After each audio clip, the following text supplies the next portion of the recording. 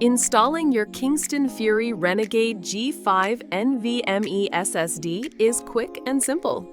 First, shut down your PC or laptop and disconnect the power. Locate the M2 slot on your motherboard. Remove the screw holding the slot cover in place, then gently slide the SSD into the connector at a slight angle until it's fully seated. Next, press it down flat, then secure it with the mounting screw. If your system includes a heatsink or cover, reattach it for added thermal management. Reconnect your power, boot up, and enter your BIOS to confirm the drive is recognized. Once detected, you can format the SSD and install your operating system, or simply use it as high-speed storage for games, media, and creative projects.